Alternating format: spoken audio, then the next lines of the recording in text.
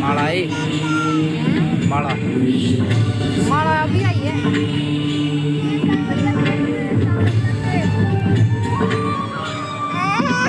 गुड़गुड़ो दे गुड़ बाबू दिखाए।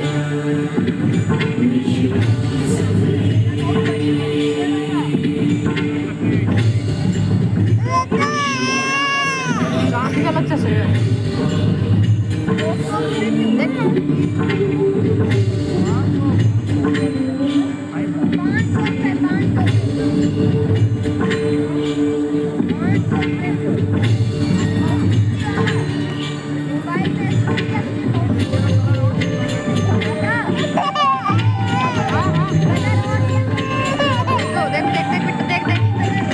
बाबू है ना।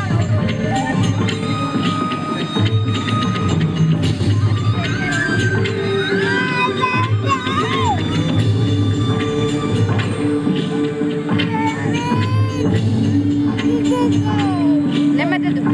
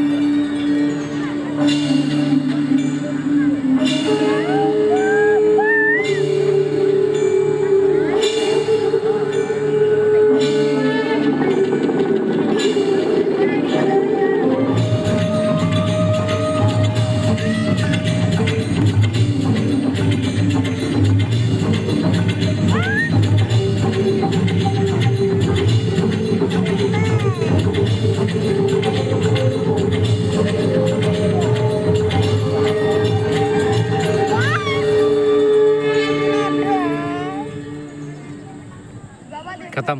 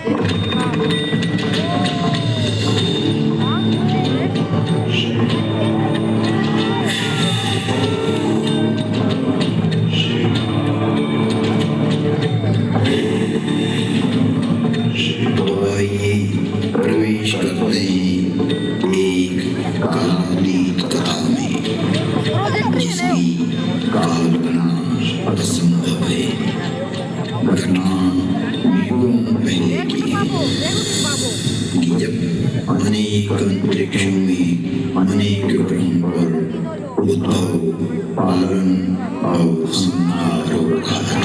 बढ़िया से जा रही है, देख अर्थात कई सारी सृष्टियों का प्रादुर्भाव एक अड़ी से जा रही विलय है, हो रहा था। अड़ी से अड़ी से कई वहाँ की सभ्यताएं विकसित हो रही थी, कोई नष्ट हो रही थी, और वर्तमान में भी यही क्रम अनंत कालों से चल रहा है और अनंत कल्पांतों तक चलता ही रहेगा। यह अंतहीन क्रम है, परंतु यह घटना इस पृथ्वी नामक ग्रह की है कि जब यहाँ सब कुछ निशब्द था, समस्त पृथ्वी जलता प्लावित थी, तभी भगवान विष्णु ने वराह रूप धारण कर पृथ्वी के कुछ भाग को जल से बाहर निकाला, जिससे कालांतर में इस पृथ्वी पर जीवन होने लगा। और एक बड़ी काल गणना के बाद यहाँ बाबू मानव पैदा हुआ, किंतु उसे किसी प्रकार का बोध नहीं था, किसी भी प्रकार की अभिव्यक्ति की समझ नहीं थी। ना तो समय शब्द था, ना कोई वर्णाक्षर। चराचर जीव जगत अपने अपने समूह में एक दृष्टि से एक दूसरे को निहारते थे, लेकिन कुछ भी अभिव्यक्ति नहीं कर सकते थे। चारों तरफ इस पृथ्वी पर सन्नाटा ही सन्नाटा था। प्राकृतिक स्वरों, ध्वनियों के अतिरिक्त यह पृथ्वी निशब्द थी। ऐसे कई युग बीत गए कि अचानक ब्रह्मा को विचार आया कि पृथ्वी का निर्माण हो चुका है। विष्णु ने अपनी व्यवस्था भी व्यापित कर दी है, लेकिन शब्द की उत्पत्ति कौन करेगा? बिना वाणी अभिव्यक्ति कैसे हो पाएगी? जब ब्रह्मा और विष्णु को प्रेरणा हुई कि देवों के देव महादेव ही इस सृष्टि में शब्द की स्थापना कर सकते हैं, शब्द ब्रह्म का आनंद दे सकते हैं,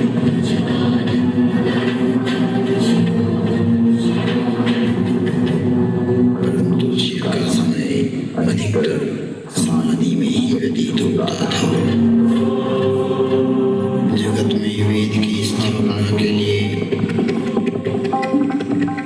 मनुष्यों में, प्राणियों में सत्य, प्रेम और करुणा की भावना प्रकट करने के लिए, शब्द को देह देने के लिए महादेव को समाधि से जगाना अति आवश्यक है।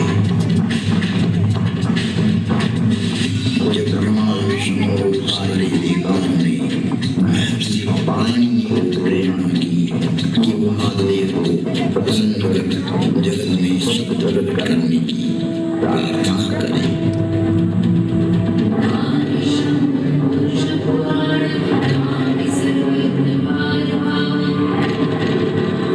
महर्षि पाणिनि की निष्प्रिय एवं जगत कल्याण की भावना से की गई तपस्या ने भगवान शिव की समाधि में विघ्न डाला। महादेव की समाधि असमय भंग हो गई। महादेव की जागते ही उनका रौद्र रूप प्रकट हुआ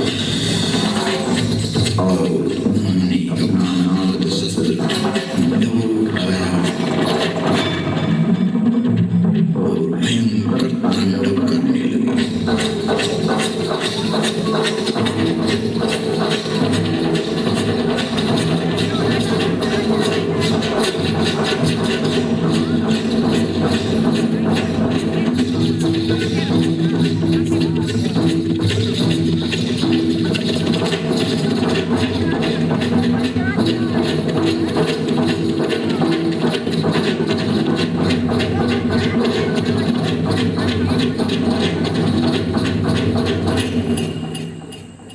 इतना भयंकर तांडव किया कि पृथ्वी हिलने लगी, आकाश में बिजलियां कूदने लगी। पृथ्वी को हिलते देख ब्रह्मा ने सोचा कहीं प्रलय की वेला तो नहीं आ गई। चारों तरफ समुद्र में उफान आ रहा था, हवाएं चक्रवात का रूप लेकर आकाश की ओर बढ़ रही थी। पूरी पृथ्वी अपनी दूरी पर ऐसे डोलने लगी मानो पृथ्वी समुद्र पर तैर रही हो। महादेव ने अपना डमरू बजाया और उस समय समाधि में हुए विघ्न के कारण तांडव करते हुए अपने इस नाद से संसार को बधिर कर देंगे, इस सृष्टि को समाप्त कर देंगे और उसकी तीव्रता को प्रकट करते हुए प्रचंड एवं भीषण कांडों दुनिया पैदा करते हुए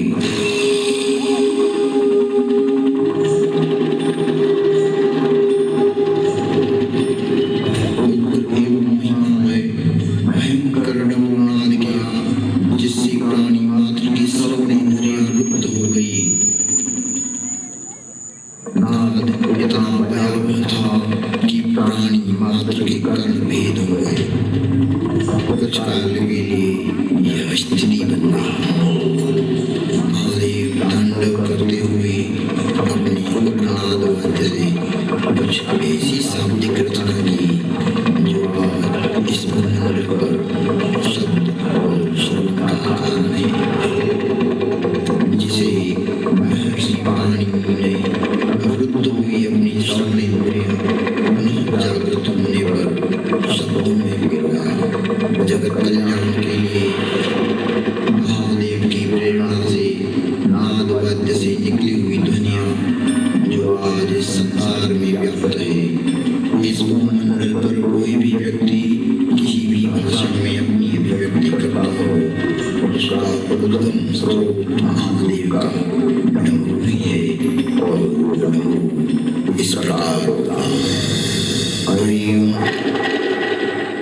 ऋग एवं अयं वयवरट लं न्यमाननं जवय गणदश जब गणदश खप चटत चटत कवय शशशर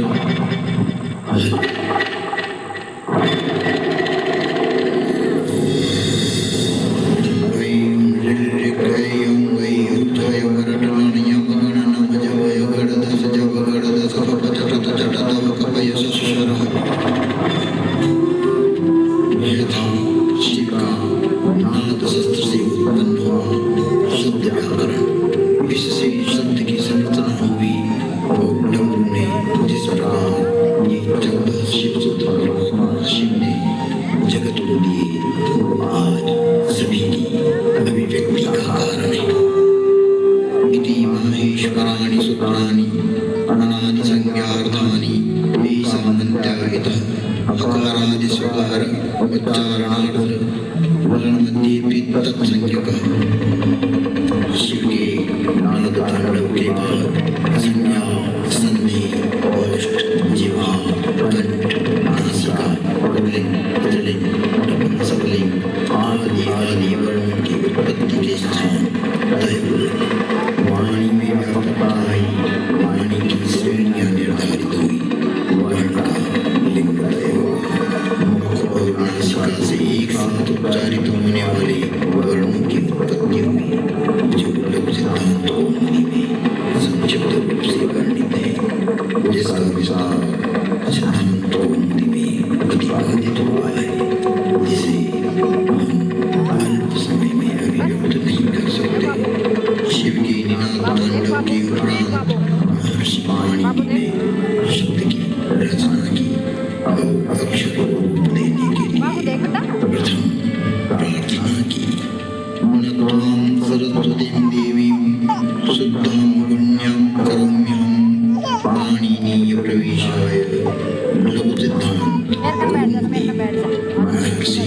कहानी ने विनय कर मानव सिद्धांत ओम की रचना की, जो आज इस जगत में सर्व भाषाओं का मूल है, जो कि सनातन है, शाश्वत है। मृत्यावसाने नटराजराज नादडकवां पंचवारं उद्वर्तुकामात् सनकादिसिद्धै एतद्विमर्शे शिवशब्दः तुम त्रिभुवन गुरुवेद वखाना आन जीव पावर का जाना विश्वनाथ नाथ मुरारी त्रिभुवन महिमा विदित तुम्हारी।